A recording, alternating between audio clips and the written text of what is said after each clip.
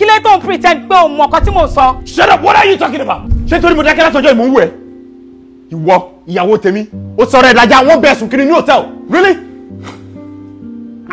ṣé kò ṣe kó sinmi fa. tẹ̀wá sí ìsìn fóònù mo máa rẹ̀ tó. kí ló ń tú fóònù ọ̀pọ̀ ẹ̀ kiri fún gan pàápàá ó ní wàhálà o bí ṣe ń wú ẹ yìí vaginal hypertension. ẹ sọ fún ẹ pé kò ṣe sùúrù òun káàkiri borí kí ló ṣe ẹ náà and you've never been a faithful husband for once. She hasn't been a faithful wife either.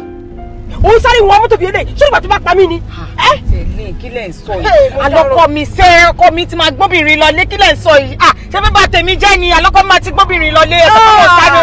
tó fi kú ọkọ ló fẹ́ kú báyìí. ẹ wọ ẹ fi mílẹ̀ jẹ́ kúkú kan. tó fẹ́ pa mí pẹ̀lú pọ̀ fún mi. ẹ jẹ́ kí n gbé mọ́tò mi o. ẹ jẹ́ kí n gbé mọ́tò mi o.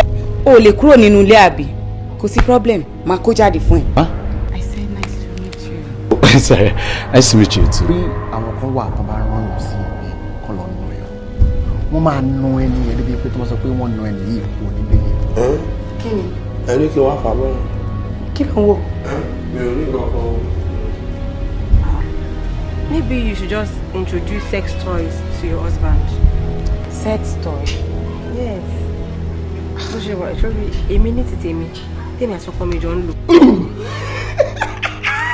wo madam wo ṣe pọ́n bí ọ̀lẹ́ àwẹ̀.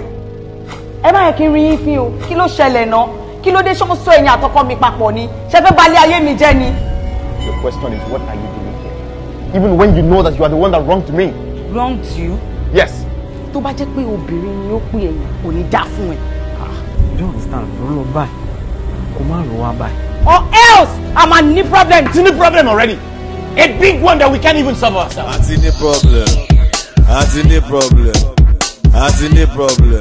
Èmi àti ẹ ti ní problem. Oya ṣáàtì ké lóko ní tàbí méríkè. Ó ṣáwá tán ó bọ́ta ó jọ gbèrígbè. Àti ní problem. Àti ní problem. Owó mi dà. Àti ní problem.